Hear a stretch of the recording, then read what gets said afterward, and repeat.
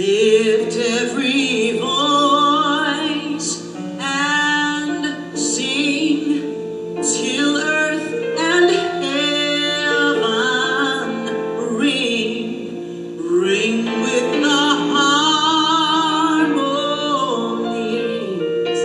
of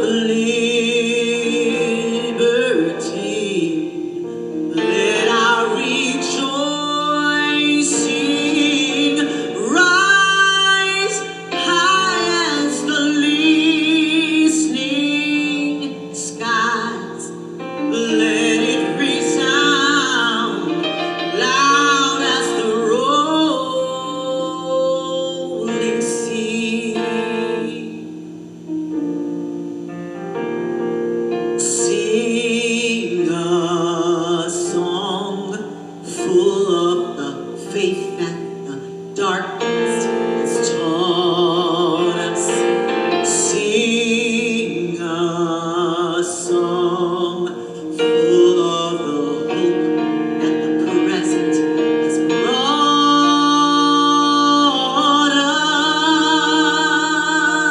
us. Facing the rising sun of a new day begun. Let us march on till victory is won.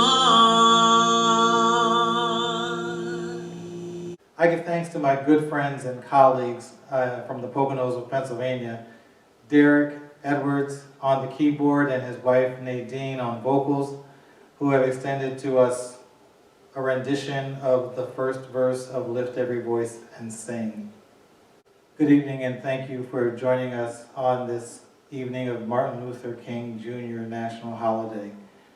It is a blessing and a privilege for me for having spent time with these two Westminster Village independent living resident couples, Charles and Jean Morris,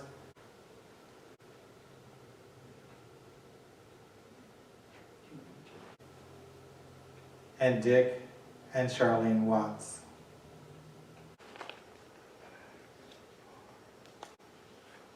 I want you to think while we reflect on the theme, Still Dreaming, a nonviolent, non-silent reflection on the I Have a Dream speech.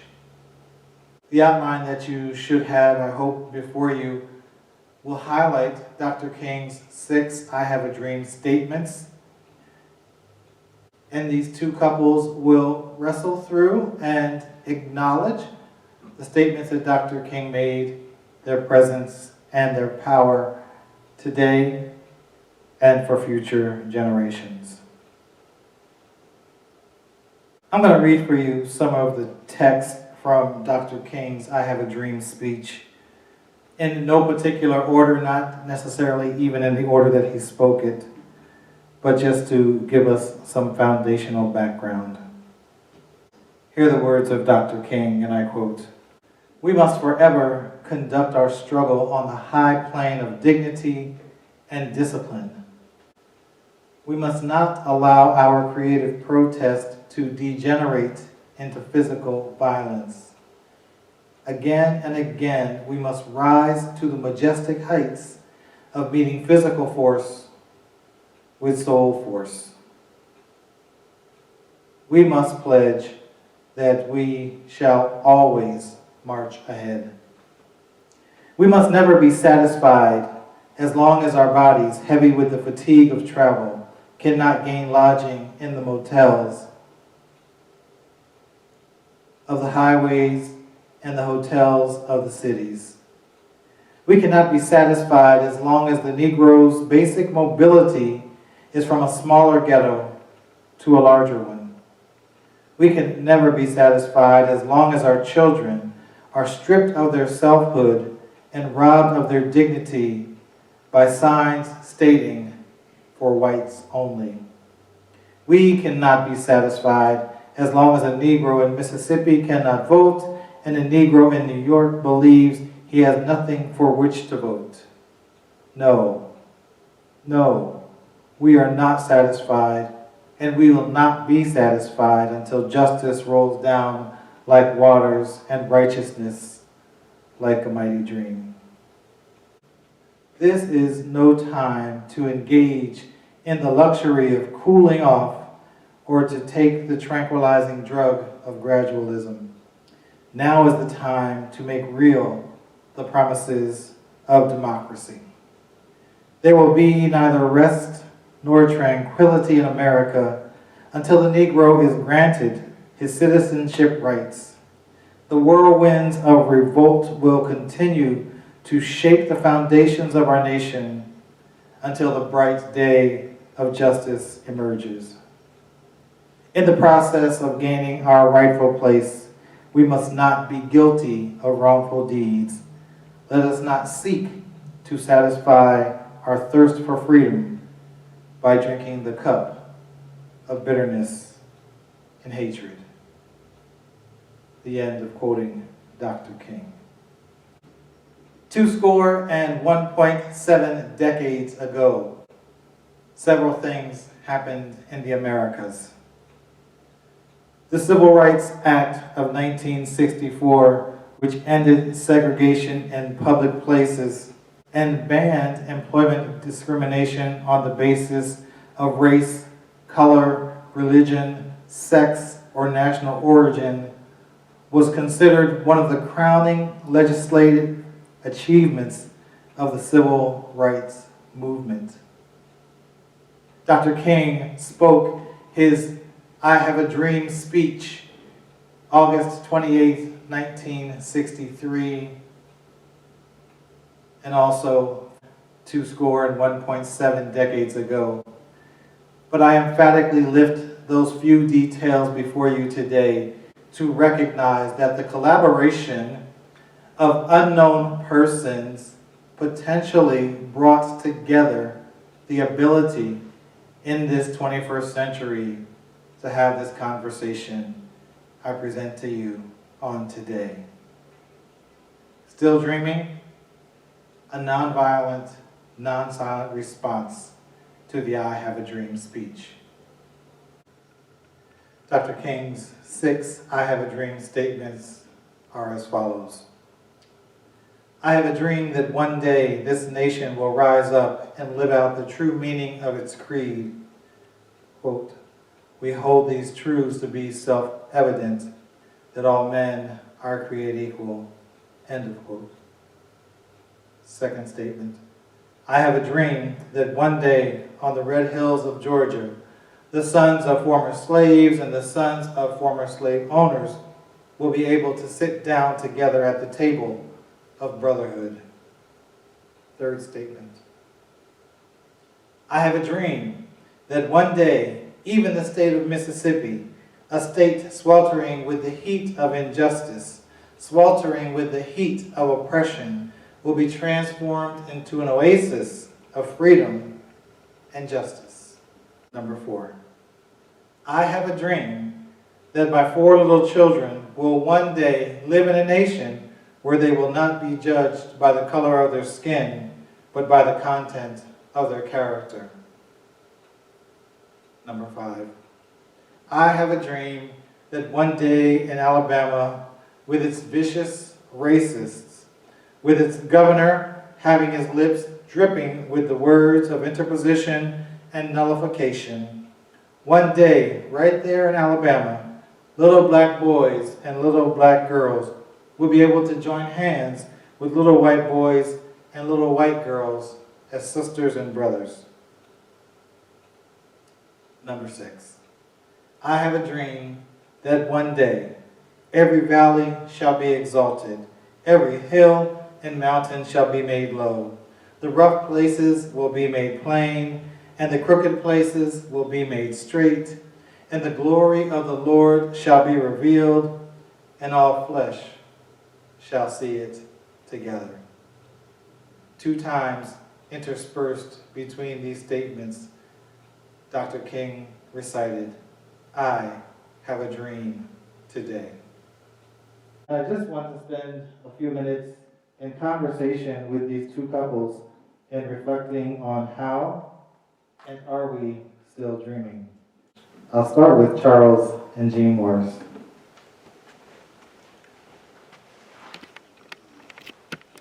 I'm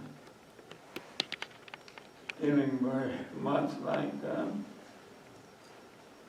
the dream was going, or the progress on the dream was going well for many years, even I would say most of my life.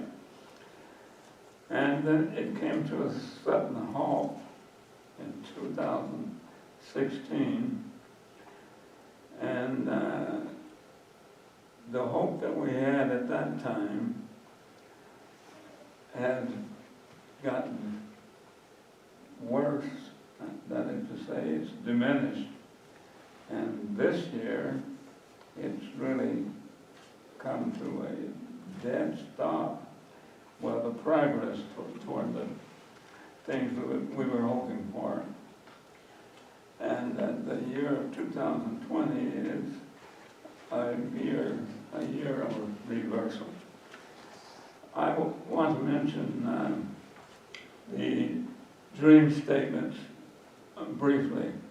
I like the idea of having them separated like you've done here.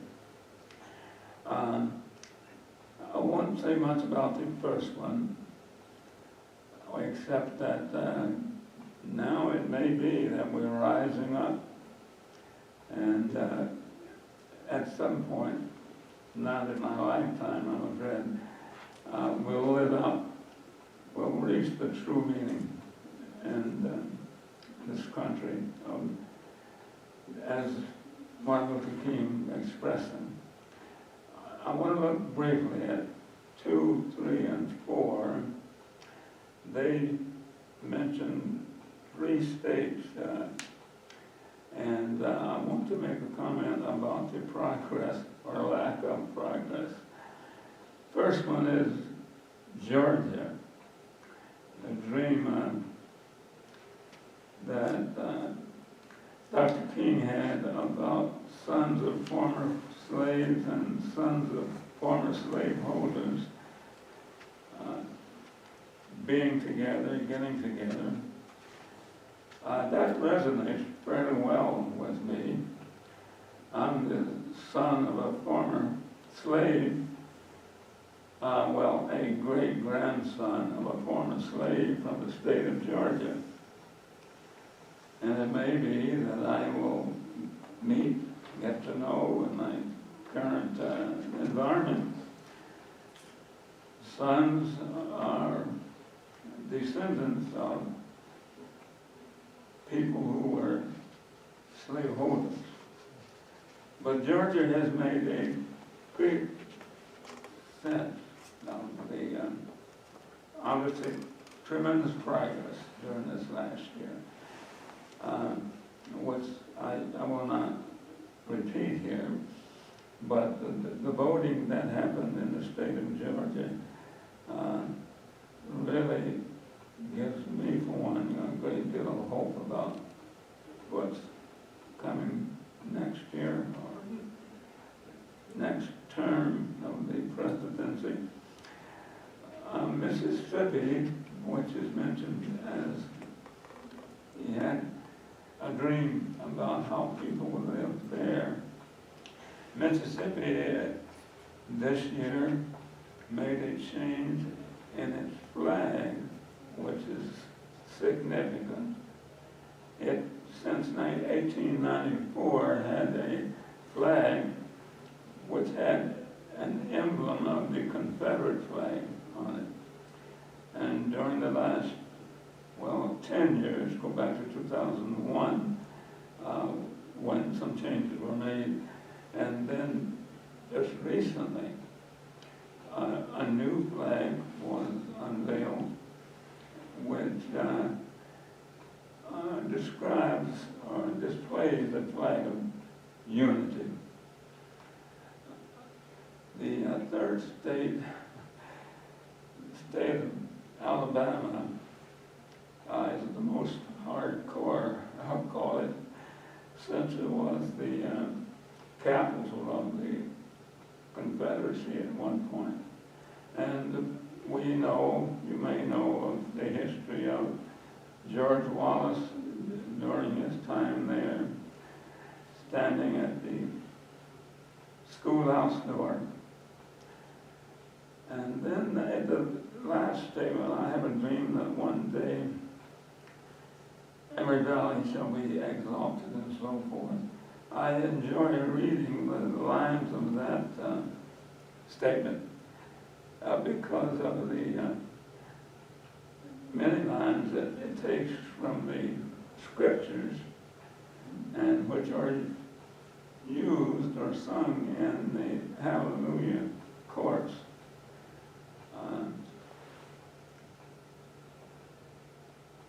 I'll share the time now with some of you. Those are my comments to start with.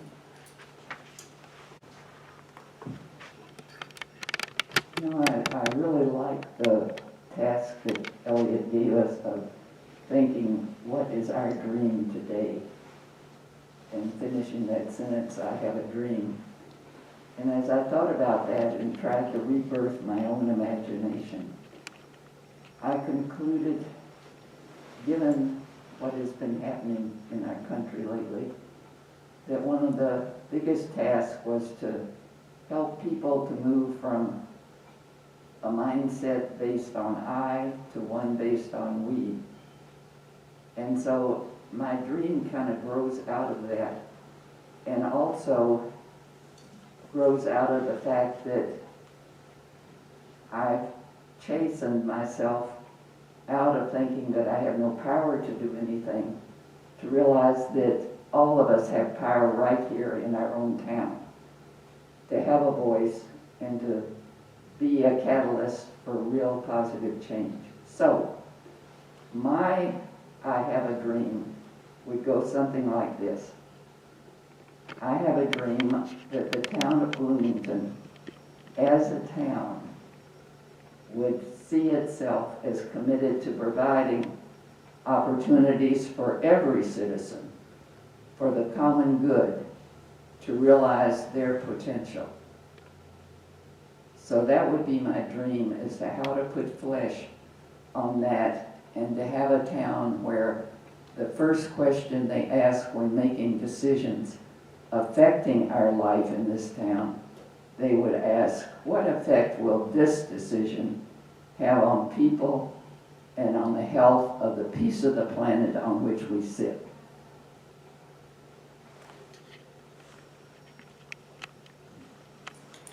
I have a dream, as Martin Luther King did, that we can all live in peace and harmony.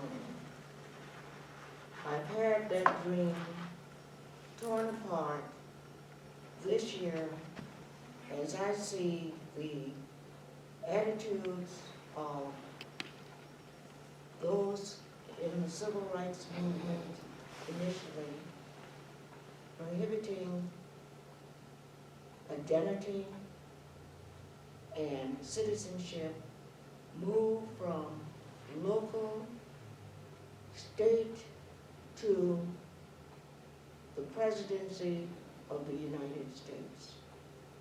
That has dimmed my dream, and this morning as I looked in the paper to see that the National Guards have to be depart for the inauguration just shatters much of my dream. But I think I have the strength, and I think that there is strength in this nation to focus on some of the rhetoric, some of the activities, and to help the dream of Martin Luther King, much of that dream, to come true.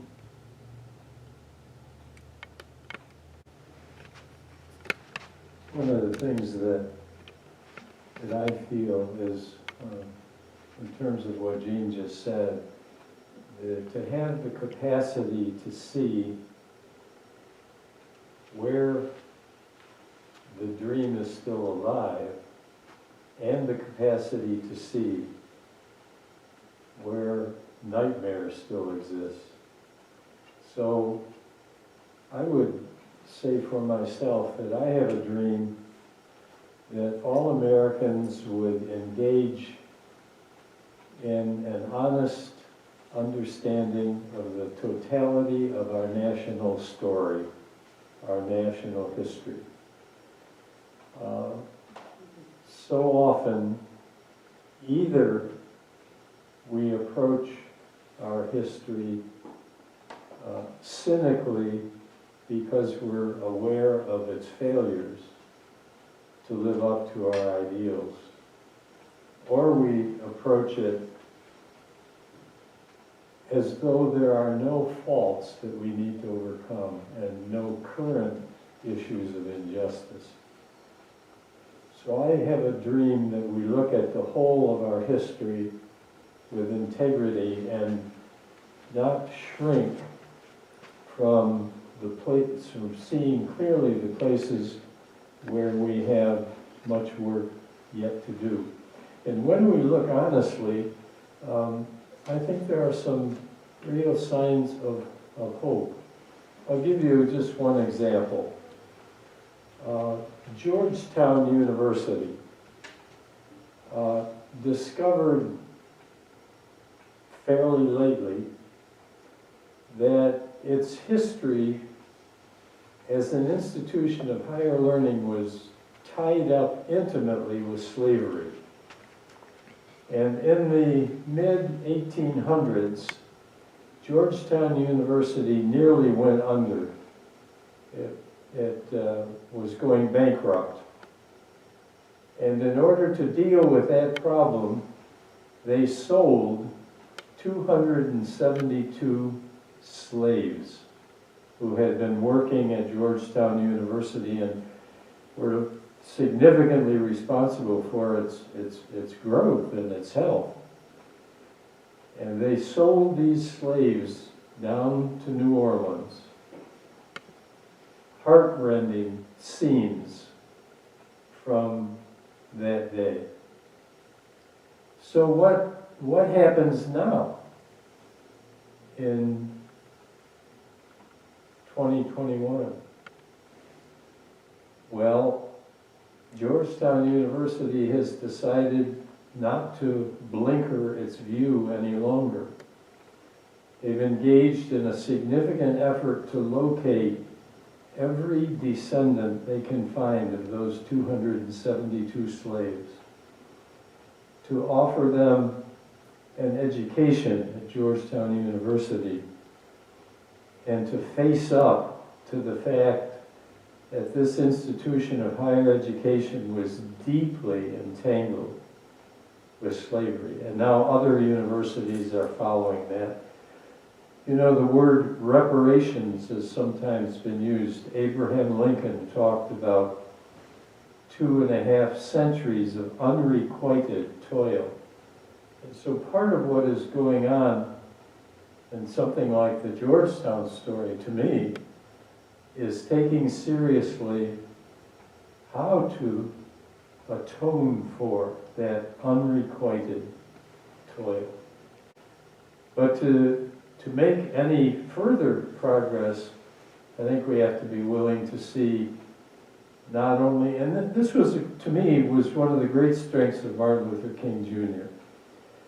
He could obviously see with crystal clarity where the current injustice was, but he never lost sight of the aspirational words with which this country was founded.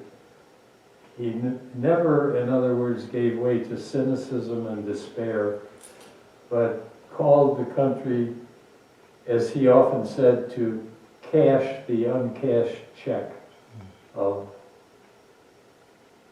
black labor. I think having heard from both couples and reflecting on the mindset of our 2021 environment, are there things that you would offer to our current culture from your historical involvement and ways that we can continue to go forward?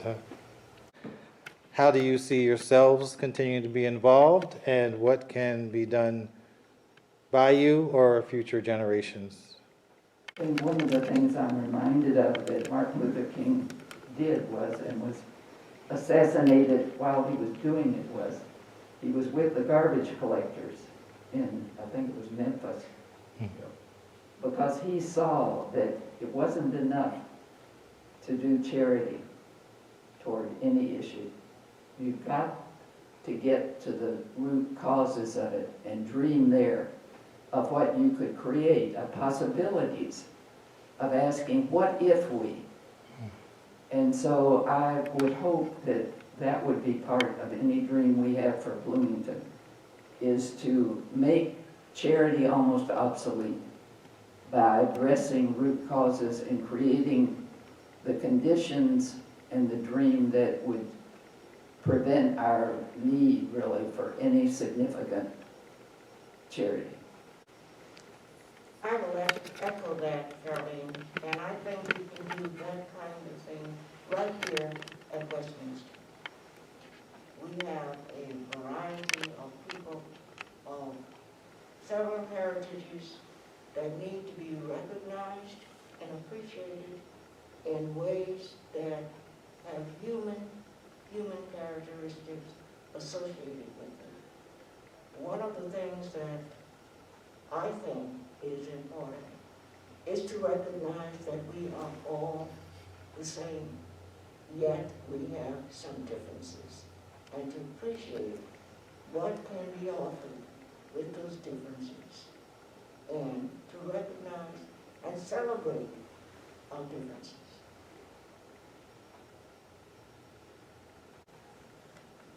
Not easy to do, but needs to be done. To think back 60 years or so ago, one of the things that started to make a difference in my perception in this country was the relatively new medium of television. Because we began to see in our own living rooms every night the fire hoses, the snarling dogs, the violence perpetrated against those who were struggling for their rights in the Deep South. So that the medium of television made a tremendous difference. Well, then, of course, there are no permanent victories, it seems, and so we had backsliding. When George Floyd was murdered, we had another technological revolution, namely a bystander with a camera. And suddenly, all of us could see what police brutality meant. It could not be hid from view or an after-the-fact news briefing. And that change went viral worldwide. All over the world were protests and outrage and cries for change. I don't think that we can ever rest lightly because so often we backslide. But I do find hope in the fact that so many millions of people were able to see in real time what gross injustice means and to vow to do something about it. Somebody has said that our problem is that we have in our country uncritical lovers. Everything is just wonderful. We have unloving critics. Everything is just awful.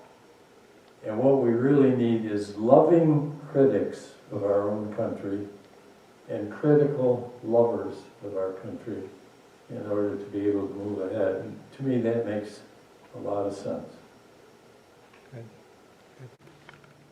Another comment as I think about the separate dreams, and I appreciate the way that you've organized this,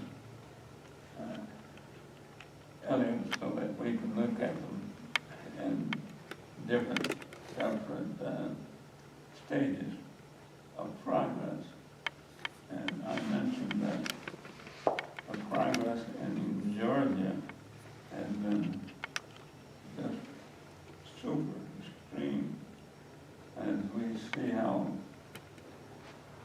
voting can make a real difference. And the vote results that we've seen this year will have quite an impact on what we will see in the next 4 years, I believe. And also in Mississippi, which is not the only state that's made changes like, in their case, a flag change, but there in that state and in other states have also been changes in statutes, concrete stages, which will cause us or people to see how we've had to live under the thoughts and views of people who lived 100 years ago. The Confederacy, for example, which has its ties yet to many states in the country. And I hope to see more progress made of that kind. As I said at the beginning, my heart sank at the beginning, or as we came up to the 2016 election. And I've been in a real funk since then because of the so-called national leadership. I'm encouraged and I'm beginning to have hope again as I see these developments in the states, around the different states. It's a powerful thing, Charles, to be able to say that, to be able to say I have some hope again. And it's, Martin Luther King had such what I call a realistic hope. He had seen all the darkness. There's just no question about it. But never gave up the idea that we could redeem an original hope that had been sidetracked. Charlene mentioned earlier that he was killed while leading an effort of garbage collectors.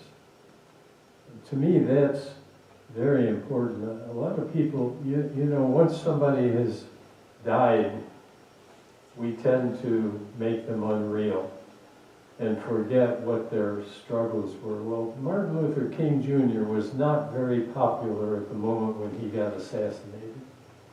And there were a lot of people who said, well, you ought to just stick to voting rights, civil rights. And it's, to me, it's a very powerful question is, how did he begin to make the connection from civil rights to economic rights? He began to see that it was not just getting a vote for people, as important as that was, but how do you get a fair wage? How do you get health care? How do you deal with the great economic disparity in our country. And, you know, we've all been living through this pandemic for now nearly a year. And one of the images that sticks with me, and we just saw it again in the last month, is pictures of miles, literally, miles of cars lined up waiting to get a bag of food. And as people often say, the richest country in the world, and you've got thousands of people, because they've lost a job, lost benefits, don't have help, they're all in a line waiting for a bag of food. What on earth is wrong with us? So I think when I asked the question, well, what would Martin Luther King Jr. say to us now? I think one of the things he would say is, I have a dream that one day in this country, no child will have to go to bed hungry. No one need fear the loss of a job, which will mean also loss of health insurance. That the economic disparity, as well as the civil rights disparity, will be remedied. And that gives us a heck of an agenda for continuing work, I think. You know, it's interesting as one kind of addendum to the story of Martin Luther King and the garbage collectors, is that he said to somebody who challenged why in the world he was out there with them, he said, well, you know, they're more important to my health than my doctor. He said, because they're making sure that the bacteria is not spreading in a way that it would if we weren't out there cleaning up the garbage. But the other kind of dream question that comes to me is, from this pandemic experience, what have we learned that would influence what our dream would be? And the thing that's come back to me, just as one little piece of it, is how suddenly at the age of 86, I realized how many other people, their contribution to my quality of life. And I had never really asked, are they being adequately paid for that labor of love that they have given? Whether it's the daycare center for my grandchildren, whether it's the truck driver that brings good food to the door of Westminster Village, whoever. And so I think part of my dream is that we, and use, which would be using the power that we have in our later years, to ask those kind of questions and then to get that question to those who have power to change that in our own town. I just have to add a word to that I remember watching on the evening news not terribly long ago. In the early days of the pandemic, when healthcare workers were leaving their shift and people were applauding, and one of them said, you know, I really appreciate the applause, but what I really need is a living wage.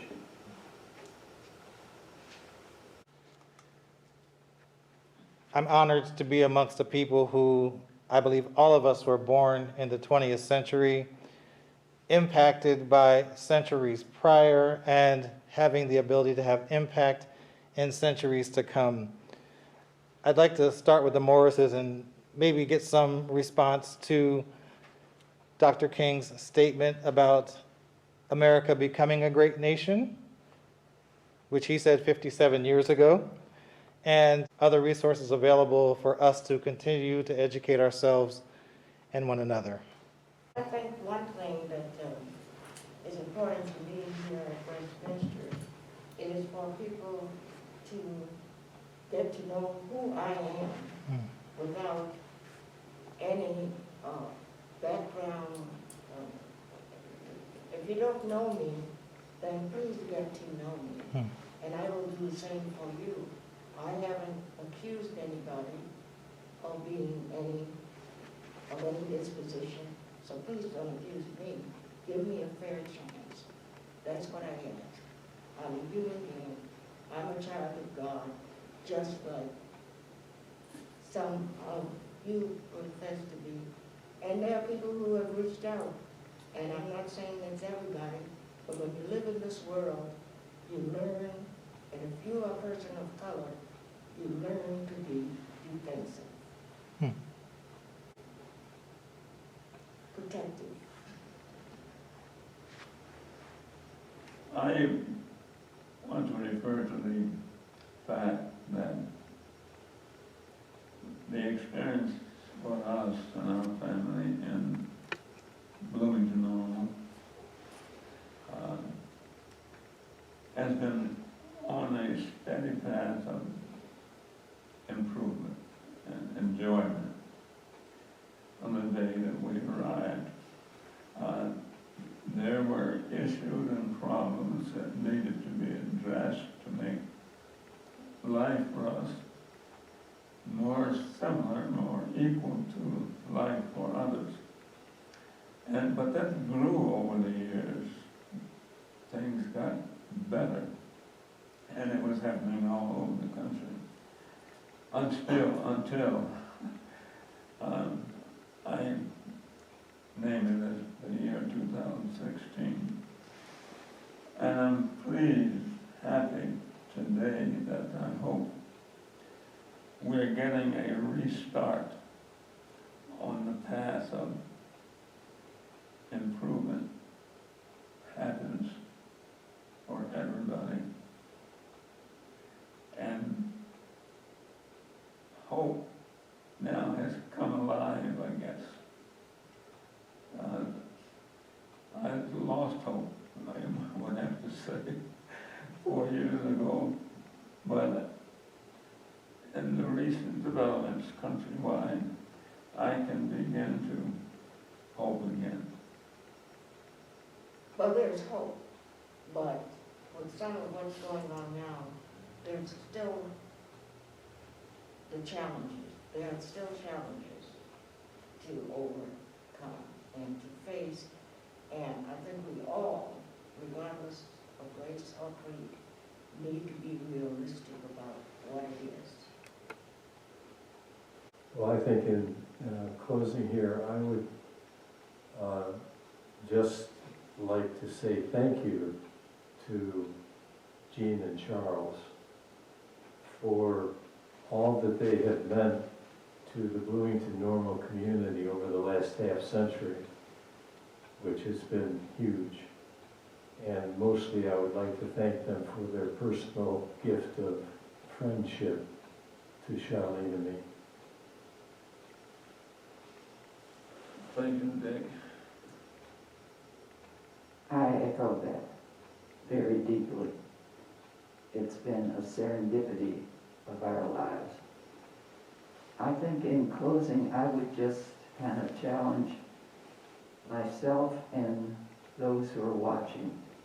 As oldsters or elders in our community, how can we use our dreaming power to affect the fleshing out of our dreams for how this community could, as I love to say, go wee all the way home and get excited about those kind of possibilities. Let's just at least start to have a conversation. And I'd just like to add to that, we are grateful, we are thankful, we appreciate all of those who have done so many things to make life for us in Bloomington-Normal, in the United States, comfortable.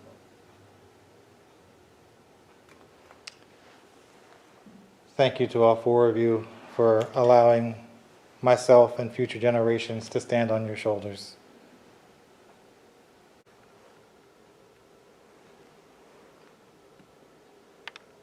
A review of some of the resources that Charles and Jean Morris have collected for their personal library. Michelle Alexander, The New Jim Crow. Isabel Wilkerson, The Warmth of Other Suns. John L., Trail of Tears. Kamala Harris, The Truths We Hold. John Lewis, Across That Bridge.